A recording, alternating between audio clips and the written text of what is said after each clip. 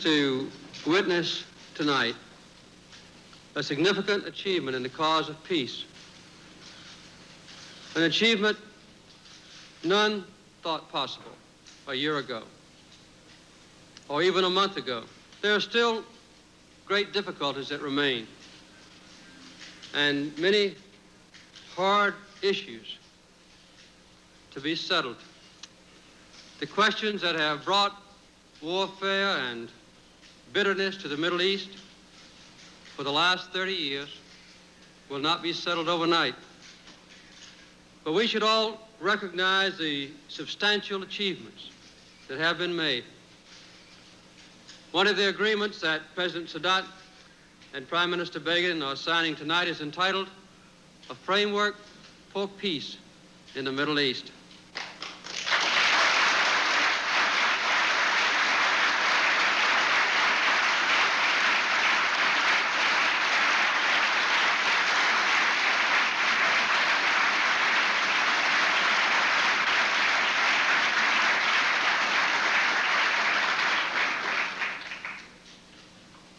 This framework concerns the principles and some specifics in the most substantive way, which will govern a comprehensive peace settlement. It deals specifically with the future of the West Bank and Gaza and the need to resolve the Palestinian problem in all its aspects.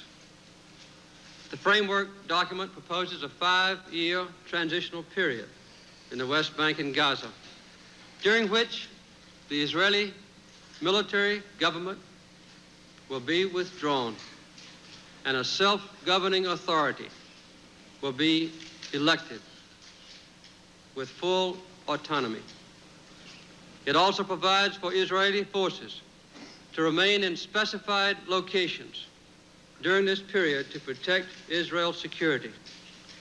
The Palestinians will have the right to participate in the determination of their own future in negotiations which will resolve the final status of the West Bank and Gaza, and then to produce an Israeli-Jordanian peace treaty. These negotiations will be based on all the provisions and all the principles of United Nations Security Council Resolution 242. And it provides that Israel may live in peace within secure and recognized borders. And this great aspiration of Israel has been certified without constraint with the greatest degree of enthusiasm by President Sadat, the leader of one of the greatest nations on earth.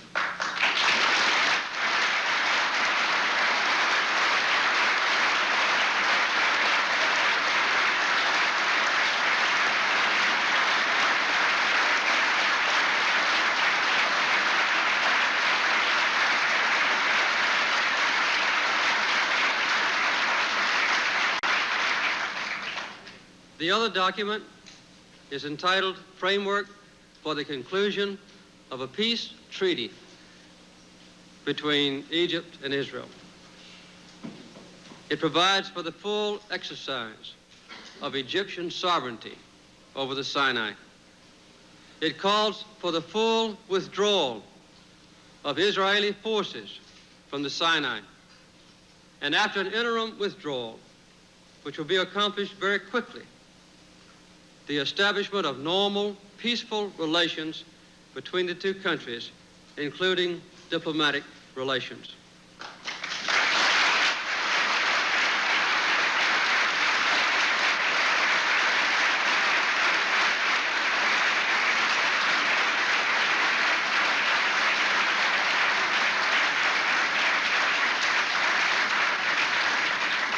The signing of the framework for the comprehensive peace settlement has a significance far beyond the event. It signals the emergence of a new peace initiative with the American nation in the heart of the entire process. As far as my historic experience is concerned, I think that he worked harder than our forefathers did in Egypt building the pyramids.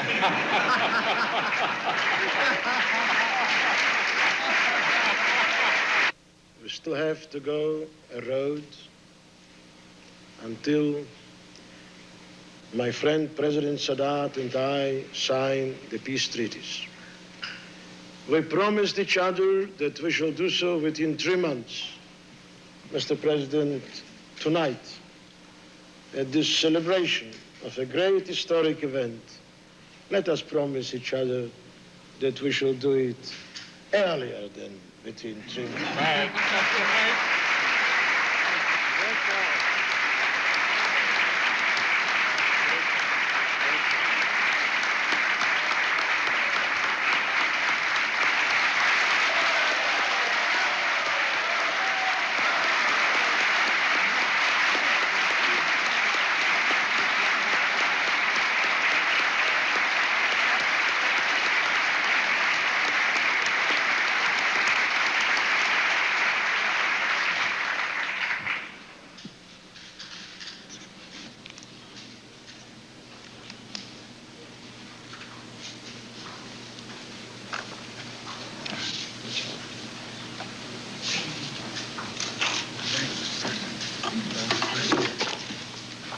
Keep it, Mr. Secretary.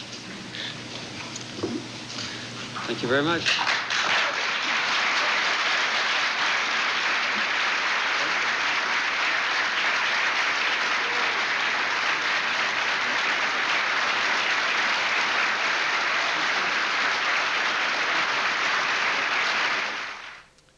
Sådan skete det i mandags i Det Hvide Hus i Washington efter de 13 hårde forhandlingsdøgn i Camp David. Der var glæde, optimisme og lettelse. Men det er jo heller ikke hver dag, der bliver lagt op til fred i Mellemøsten.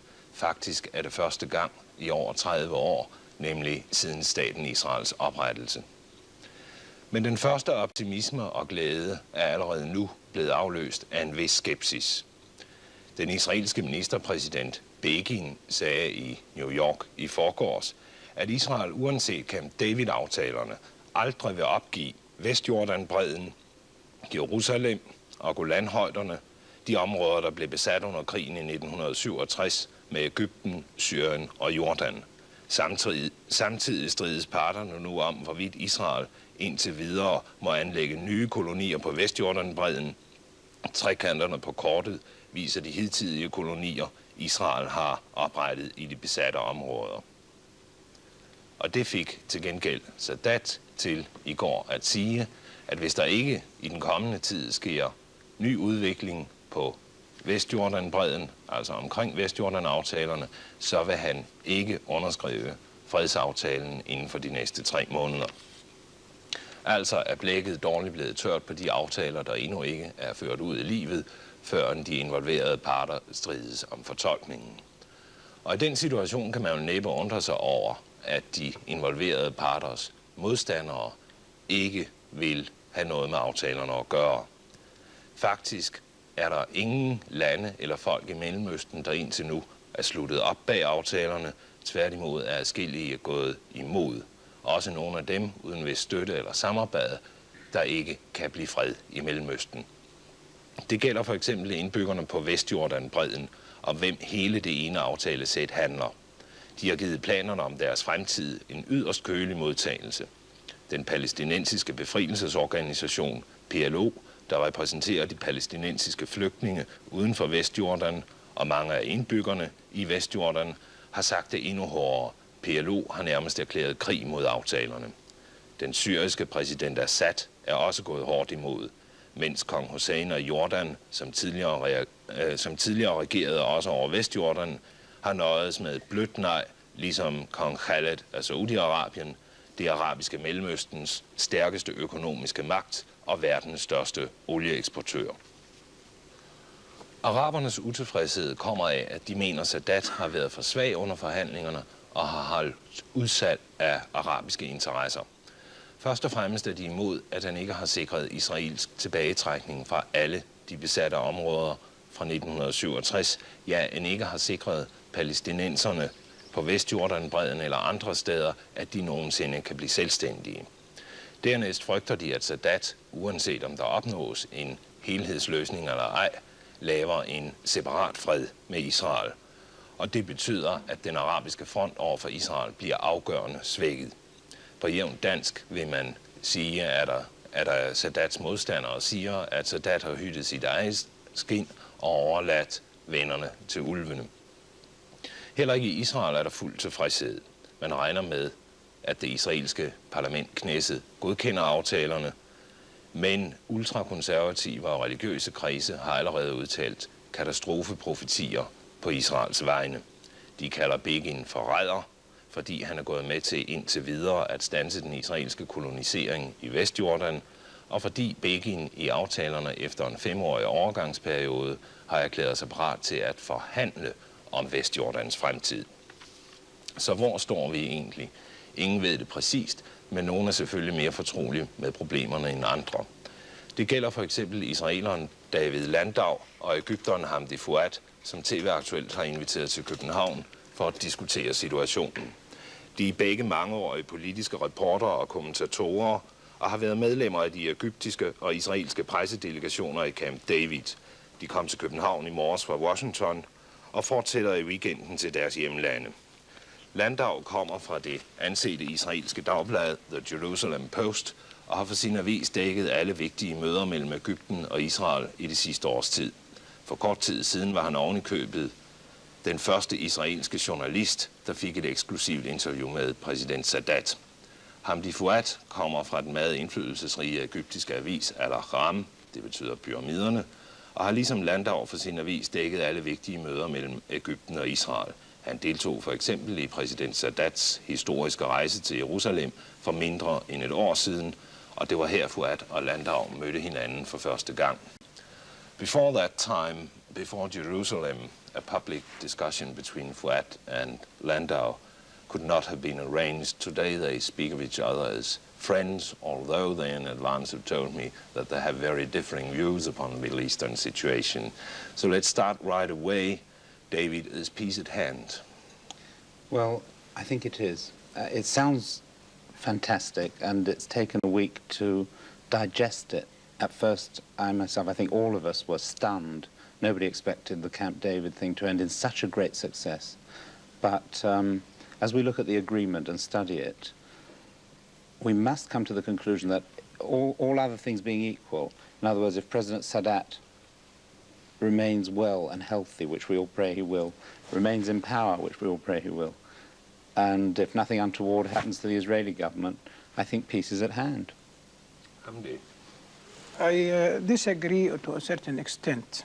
First of all, let me say that for the first time since the armistice agreement, which was signed 1949, there were agreements which were signed as a framework for peace in the Middle East and between Egypt and Israel.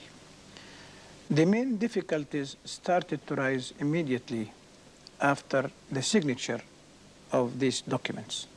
Of 49. The documents which were signed in the White House at the end of the Camp David.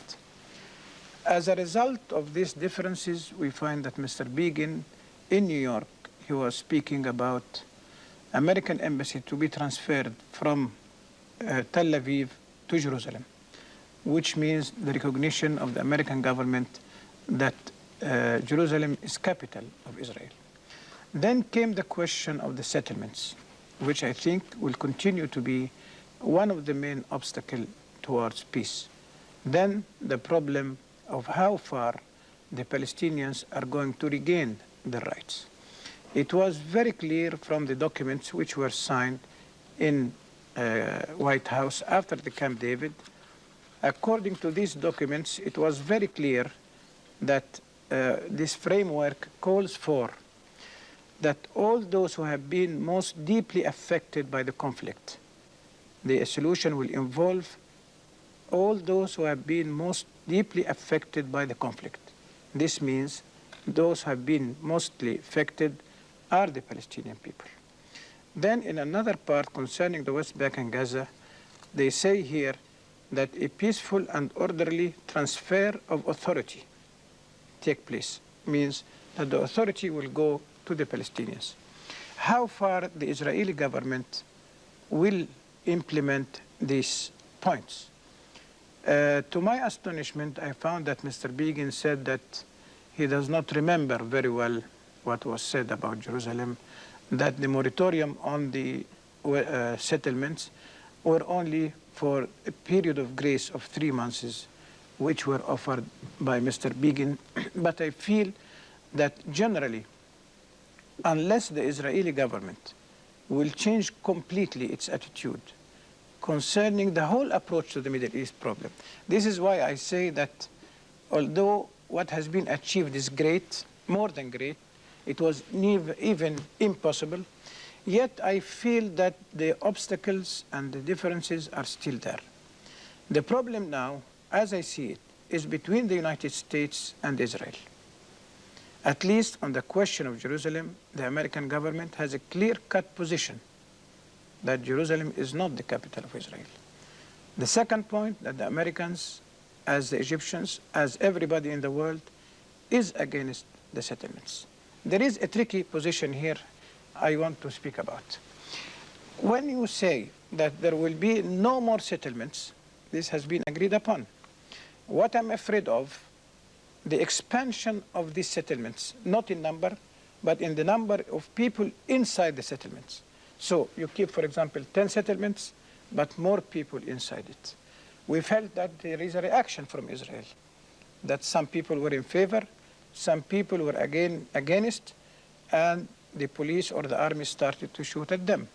This makes me completely remember what has happened in Algeria, when what they call them, the colons, or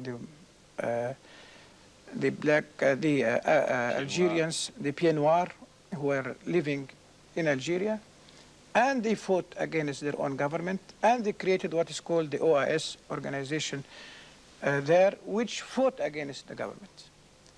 This is a difficulty which will happen inside Israel, apart from the Israeli approach to the whole problem of the Middle East. When we are speaking about Middle East problem, we have to make in consideration that peace can only be achieved if all the Arab countries agree that there must be peace with Israel. The idea of a separate peace, the idea of an agreement between Egypt and Israel can happen, yes. But this will not create the whole atmosphere of peace which everybody is looking for. It is not a new armistice. It is not a new ceasefire. If we are preparing for peace, peace is as expensive as war. It may be more expensive. Do you agree? Well, I don't agree, and there are very many things that I don't agree with.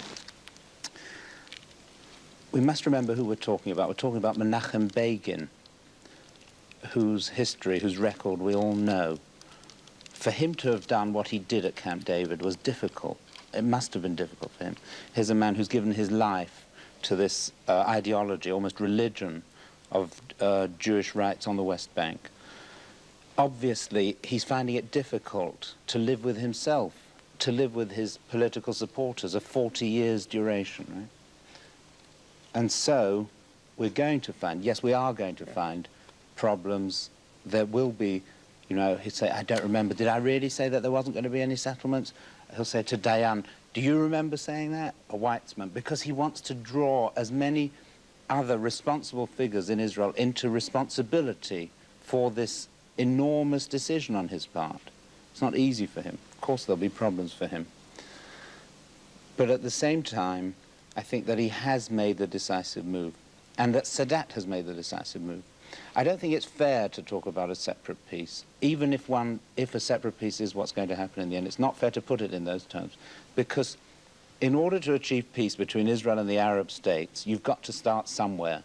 That's what Kissinger realized in 1973. You know, at the White House ceremony, which saw parts of it just now on your film, President Sadat, in his speech, made a point which Jimmy Carter couldn't have liked, but it was a true point. He said, this process began in November 1973, after the Yom Kippur War, when I received Secretary Kissinger. And he's right, because Kissinger saw that the way towards peace is to first between Israel and Egypt, because those are two states who are ready for peace, who need peace, who want peace. And here in the agreement that we have it here, they say, we are going ahead with this and we invite the other parties to come in. There's a repetition of this. This is a comprehensive framework. It's supposed to be with all the parties. We invite the other sides to come in. But David, are you saying that it in fact needs another government to produce a peace with Israel and its neighbors? Well, I think there will be another government. I am confident, I'm hopeful, that Jordan will be coming in. I think we're seeing now an exertion of very, very intense pressure by the United States on Jordan. And in the final analysis, the United States has got something to say over there in Jordan. And King Hussein is going to have to take very, very careful notice of what he's being told. Until now, Jordan has said no to the agreements. The Saudis has also said no. The Palestinians have rejected it right out of their hands. Well, who are the... Well, I mean, the PLO, say, and it has also got a cool reception among the Palestinians in the West Bank, according to newspaper reports. Well, I'd say this. First of all, we must distinguish between the no's, the various no's. I think the Jordanian no has been the most ambivalent. They got their no in before Secretary of State Vance got over there to talk to them. And since he's left, they've been saying, we're going to have to study it very carefully. Because Secretary Vance made it very clear that not only that the Middle East would be affected by the Jordanian decision, he said relations between Washington and Jordan will be affected. And of course those relations are very close. So what we're seeing, I think, and I hope, is an exertion of real influence by the superpower, by the United States, which has architected this agreement. This agreement was drafted by American statesmen. It wasn't imposed on the parties, but it was the two parties, Israel and Egypt, were helped very significantly towards it. And now, as a follow-up, we're going to see the United States pressuring, if you like, Jordan, pressuring even Saudi Arabia, pressuring Egypt and Israel still on the settlements, on Jerusalem, on all these points. There's got to be an ongoing follow-up by the United States to make this thing stick. And President Sadat said, and he's right again, he said, the American people are a full partner in this peace process, and you're going to carry on being a partner. In this agreement, it says United States diplomats will take part in subsequent negotiations. But exactly this could lead the Soviets, who are against the agreement anyway, through their news agency. TASS has made public that they are against. That could encourage them to pressure the Arab foes of President Sadat, or... No, I should differentiate between two things. I should differentiate between a certain attitude taken by certain Arab leaders for certain conditions and the whole approach of all the Arab countries to the problem of the Middle East and the solution of the problem of the Middle East. I put on top of this the Israeli reaction to the peace efforts. Should I say that it is not a pressure by America on Jordan, but an American pressure on Israel to encourage or to raise or to move the appetite of the Arab countries, mainly Jordan, I hope later on Syria, that when they feel really that there is possibility for peace in the Middle East, nobody would hesitate. We have to notice that what President Sadat has done is something very great and out of this world. I mean, to go to Jerusalem and to sign this framework is quite a courageous attitude taken by him. I feel so far, I've been covering this for the last 30 years, the Arab-Israeli conflict, and I hope I can see peace before I die, that the Israeli till now... You have to be old, Hamdi. Well, I hope it will happen now, and then we'll have enough time to enjoy it. So I feel that the pressure must be on the Israeli government, and I wanted to comment on what my friend Landau was saying, that when we are speaking about Begin or an Israeli government, and this is my personal belief, that there is something called the Israeli state, which is permanent, which has a policy of continuity, which they are adhering to certain principles according to their point of view is right. Then there is a top man like Mr. Begin, who is trying to control these policies under a policy called Begin's policy. So the permanent policy of Israel will continue, whether it is Mr. Rabin or Mr. Begin or Mr. Shimon Peres or Ezer Weizmann or anybody. The difference or the accent is a little bit different from one man to the other. But what I want to tell you about, that the whole approach of the Israeli establishment concerning the Middle East problem has to be changed. Let us see what has been said here about normal relations, about peace in the area, and we see how far Israeli government can react to this. Egypt is part of the Arab world. Egypt also is part of the African continent. Egypt also is part of the Conference of Non-Alignment. Then there must be a reaction from Israel which will encourage the Arab countries, African countries, non-alignment. If we take the problem of Rhodesia, if we take the problem of South Africa, we have to find an end to any Israeli commitment to racial governments or racial regimes in the area. Or else we find that this kind of contradiction will happen anytime. We come back to the question of Jordan. The agreement has to be approved by the Jordanians because there is a great part in it which Jordan will carry the responsibility, not only on the West Bank, but also if we speak about navigation in the Aqaba or the free passage of aeroplanes. This is also in the territory of Jordan, also in the framework of Saudi Arabia. So unless there is a full understanding from all the Arab countries that Israel is going to help them to make peace, these difficulties will remain. I've put aside the personal attitude of each Arab leader in the area. And I look to the problem as a global problem, not concerning one man who is living today and he's not living tomorrow. Then there is one point I want to say about the role of America or the role of the United States.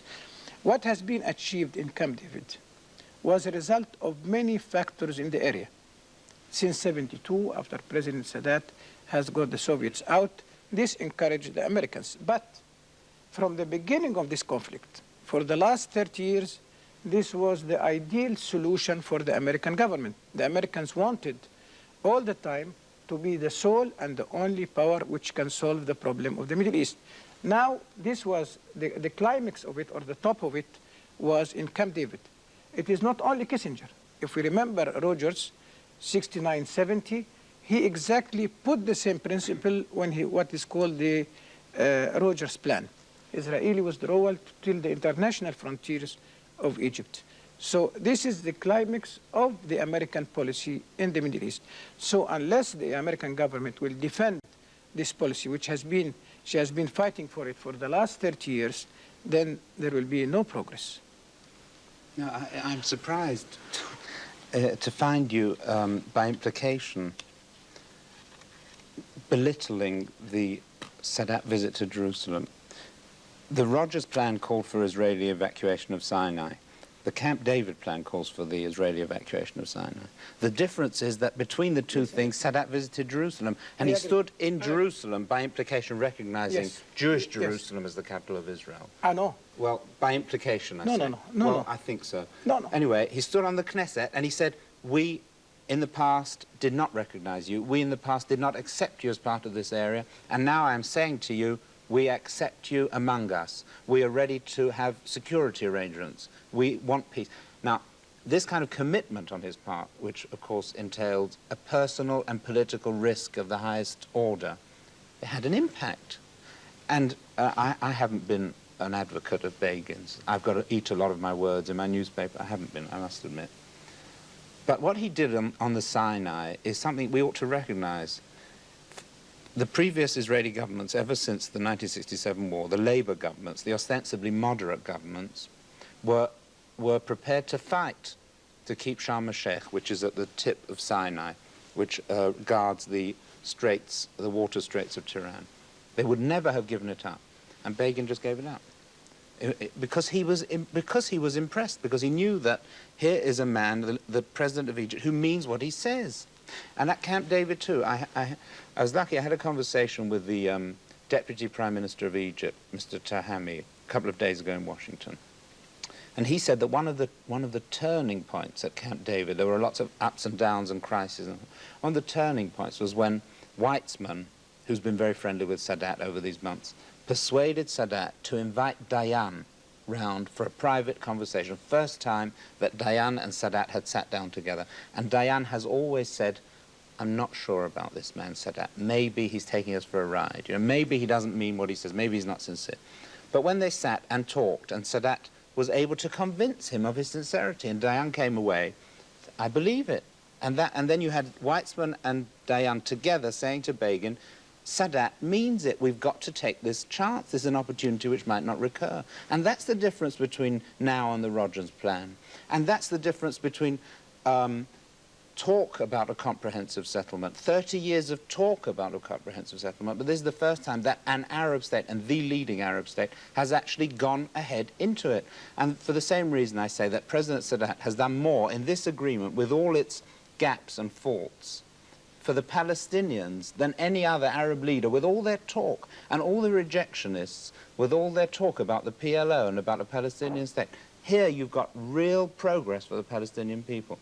And But can Sadat survive having signed an agreement where there's no mentioning of the PLO and there's no mentioning of sovereignty for the Palestinians? I feel that I don't differentiate myself between Palestinians and PLO.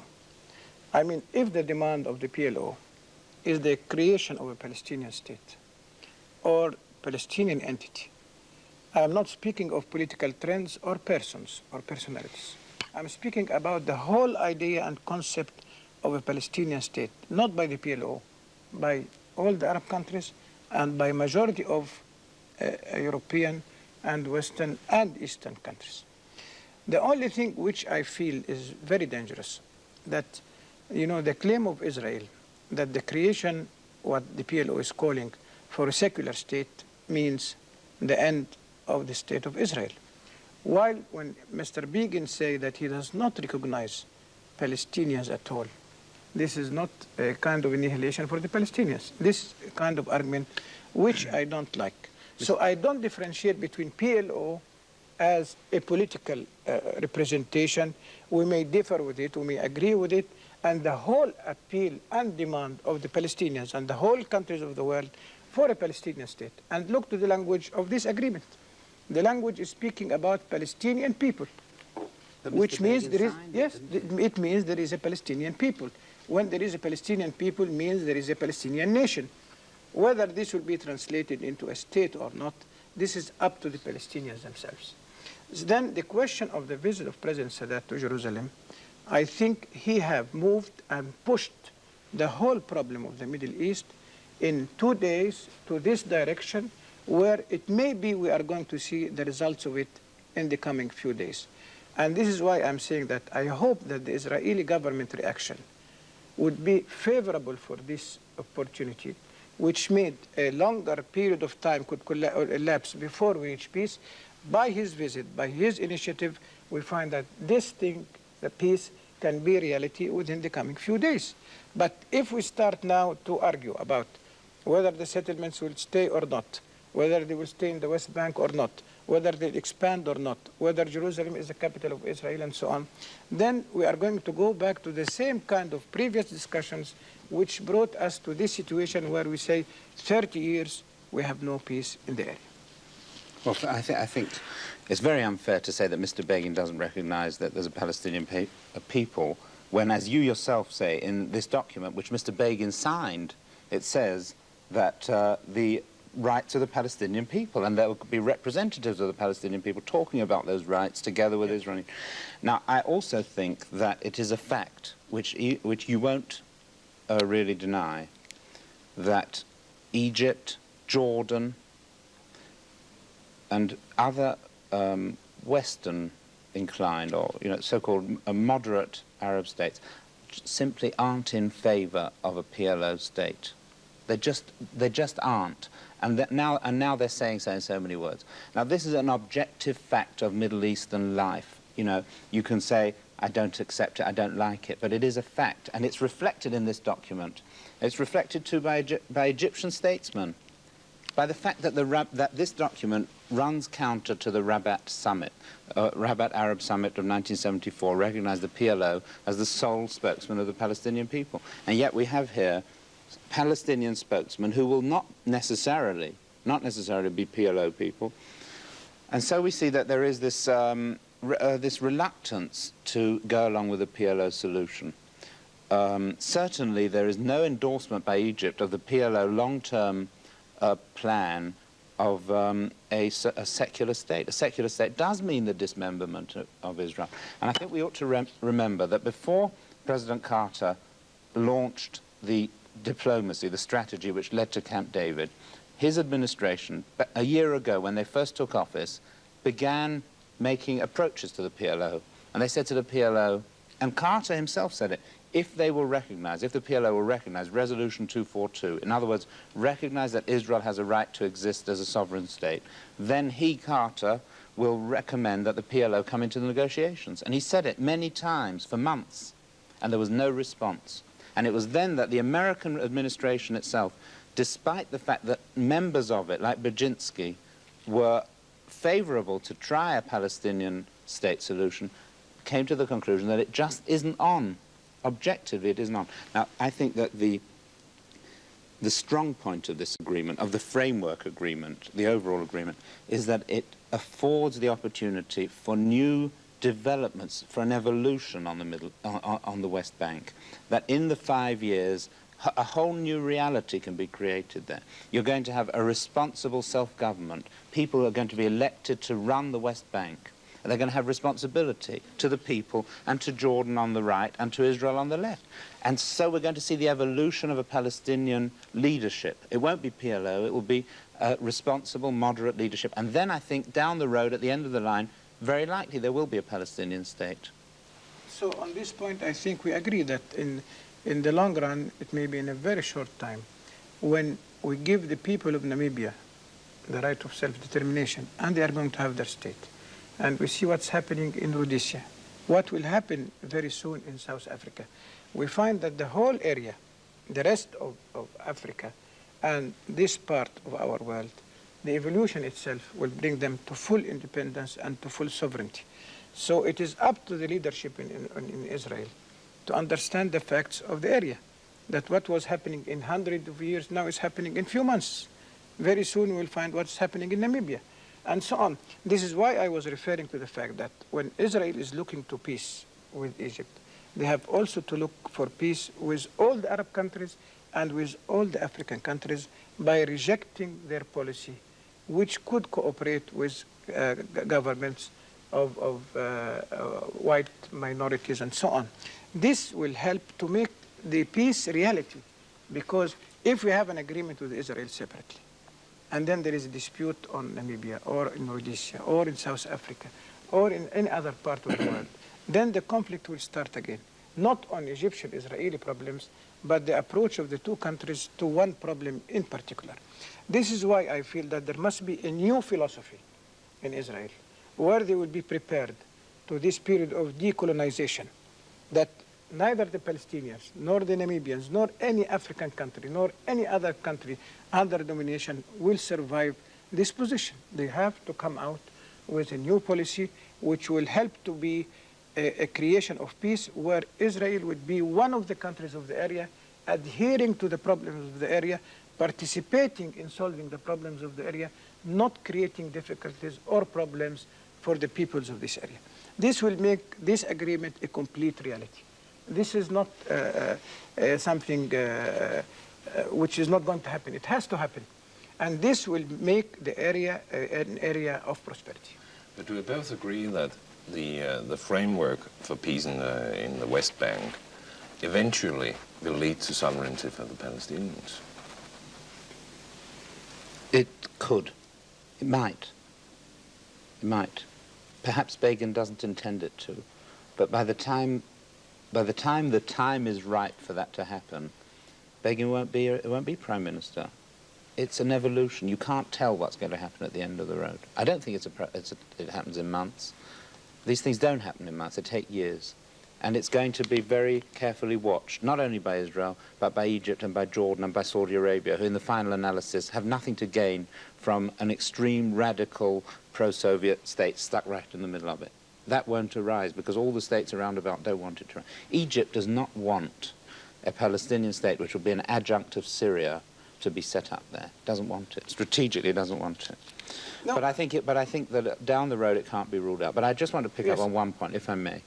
I want to turn around what you were saying about Africa and just say, I wonder if you'll agree that as a result of what's happened at Camp David, and if these agreements do go into force, I think we're going to see a lot of African states, especially the bigger ones, Ivory Coast, Nigeria, Kenya, renewing their relations with Israel. I think many of them who broke off in 73 were awaiting this sort of development to begin renewing diplomatic ties with Israel. Under certain conditions. I remember in Geneva conference, Mr. Abba Eban was the head of the Israeli delegation. And he was saying that Egypt influenced the Arab African countries to sever diplomatic relations. And in few weeks, Israel is going to resume relations with these African countries. And I told him, Mr. Begin, no, this is not going to happen because this is not an emotional reaction by the Africans, but they are convinced that what is happening in the area is against their interest. So again, I come back. I don't want to put the blame on you personally, but I put the blame on this policy, that unless there is a major shift in the Israeli policy towards all the problems of the world, there will be no peace which has been consolidating or existing on stable ground unless the Israeli policy in the whole area is going to be changed.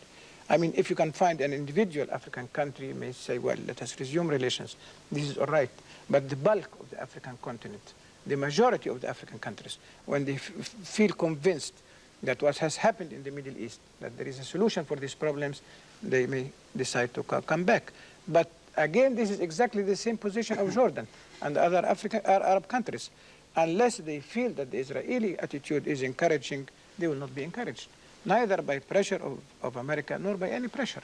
If they feel that this is the end of their problems, they will come. If they don't feel it, they will hesitate. Hamdi, there's one question which is being asked much here, and that is that Sadat has now recognized Israel. He's about to do a separate peace with Israel.